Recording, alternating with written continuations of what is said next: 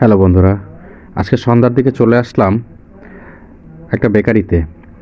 আসলে বেকারিতে আসার উদ্দেশ্য হলো, আমার সাথে আমার স্ত্রীও এসেছে।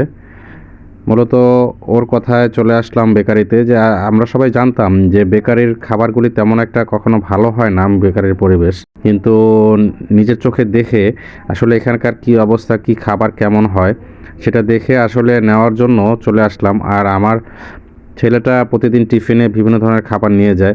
তো চিন্তা করলাম যে বেকারি থেকে কোনো আইটেম নেওয়া যায় কিনা, এবং যা শুনেছিলাম যে বেকারি কখনোই ভালো হয় না, এদের পরিবেশ ভালো হয় না। কিন্তু আমি আসার পরে দেখলাম যে এদের যে পরিবেশ, যেখানে বানায়, যেভাবে খাবার প্রস্তুত করে, খুবই চমৎকার। এরা পরিষ্কার পরিচ্ছন্ন, আশেপাশের সব কিছুই অন্যরকম, এবং বাজেভাবে এবং দুর্গন্ধযুক্ত জায়গায় এরা কোনো কিছুই করে না। এবং মাছি, ময়লা, আবর্জনা এগুলি নেই। এদের যত কিছু আছে এখানে মেশিনপত্র, সবই খুব সুন্দর, প্রত্যেকটা পরিষ্কার পরিচ্ছন্ন। তো আমার ওয়াইফও আসলে আপনাদের ভাবি, তারা সে আসলে জায়গাটা আগেই শুনেছিল, যে ঠিকানাটা জানতে পেরেছিল যে এই জায়গাটার পরিবেশটা খুব সুন্দর।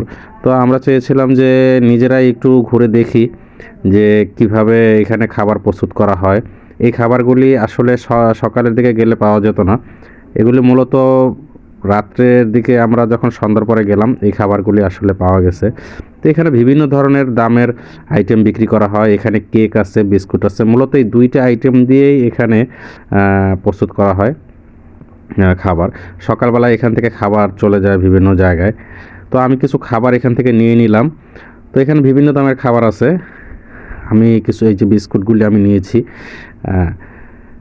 এই বিস্কুটগুলি আসলে এখানে বিক্রি করে এই প্যাকেট 70 টাকা করে, আর আপনার দোকানে বিক্রি হয় আপনার 100 টাকা করে পার পিস, পার প্যাকেট। আর এখানে কেক আছে। আসলে আমরা পাইকারি দামেই নিছি, কিন্তু দোকানে বিক্রি হয় আরও বেশি দামে। এইগুলি আমরা নিছি। আসলে খুবই চমৎকার এদের পরিবেশটা, আর এদের ব্যবহার, কথাবার্তা খুবই সুন্দর। তা এটা হচ্ছে যে খুলনা ছাচিবুনিয়া পাশে রূপসী রূপসা, এখানেই আপনার এই বেকারিটা অবস্থিত। শামীম বেকারি নামে সবাই চেনে।